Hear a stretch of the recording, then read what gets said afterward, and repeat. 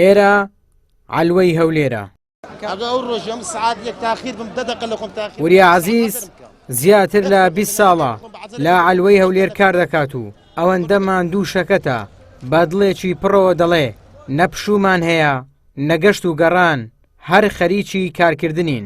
من زمعان أرعنا من أول زمعي دانا بلقى عائلي وخم بتم السفرة بيم ناكرها بسم لا بأي شكل روت متازية شيء بيم ناكرها بسم ميوان داري شيء بيم ناكرها بسم هالجي شيء لا دقيقة تبع على السعادية ببت السعادية كوني أم در كراي ما ببت هي كوني در كراي ما قارة من قد كلو تأخير لو وقت تأخير بيلو هذا كي يعني جوانا كي دردك جيجنا من يا تازية من يا بياسة من يا أرعم مثلا كابرا شو بلادري وخم نخوش كي لما رنا قصدخانة بي بتم السرداني بيم ناكرها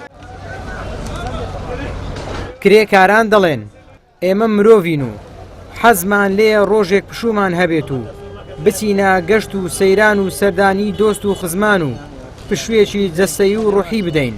شەو ڕۆژ ئەو گومرگەیە یعنی ئەتو ناتەکرێت بچە سەردانێک ناکرێت بچە سەفرێک ناکرێت نەخۆشەک برادرێک بیت خزمێک بی نەخۆش بی ناکرێت بچەکنی تازەک بیت یعنی هیچ جێژنان یەک ڕۆژێ بەس یەکەم ڕۆژێ جێژێت و لە مالێت دوام دەبینێ لە سەی شێ بیت لە سەی بەیانی هاتیمە حتا سەعات 5 حتا سەعات 5 جوونی لێرەما 5 عەسر لە هەموو کەرتەکانی کاروباری ئەو نوعکشانە جمعان نەماوە بە قەراری قەتعی معرەز نەماوە گومرگی سەوزۆمیەوەی هەموو کوردستانی نەماوە تەنها هەولێر ماوە. ئەگەر ڕۆژێک نێنە سەر کارتان چیتان بەرامبەر دەکەن؟ بە تەدریجی لەمان قبوڵ ناکەن پارەکە نامێنێ چاوسورکردنەوەیەک بە تەدریجی ناکرێ شەکە ناکرێت.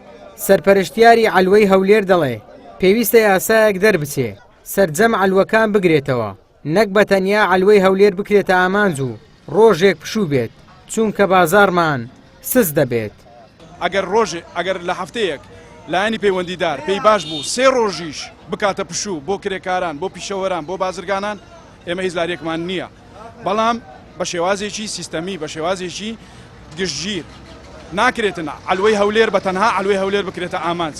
ئێمە دەمانەوێت کاتێک کە بڕیارێک دەردەچێت لە وەزارەتی شارەوانی یا لە وەزارەتی کشتتوکاڵ یا لە وەزارەتی ناوەخۆ بڕیارەکە گشتگیر بێ سەرجەم علوەکانی هەرێمی کوردستان بگریتەوە.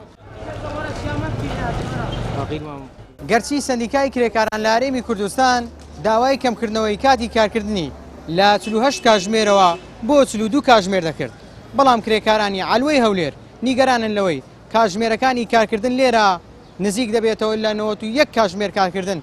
ئەوان دەڵێن تەنانەت لە هەفتەی یەک ڕۆژیش ئێمە پشومان نییە و خاوەنکار پێمان دەڵێ دەبێ بێنە سەر کارەکانتان ئەگەر نا دواتر لە کارەکانمان دەردەکرێن. ئەوان دەڵێن بەهۆی زۆری ژمارەی کاتی کارکردنمانەوە تووشی کێشەی کۆمەڵایەتی بووین. ئیبراهیم زیاد کەناڵی ئاسمانی پەیام هەولێر.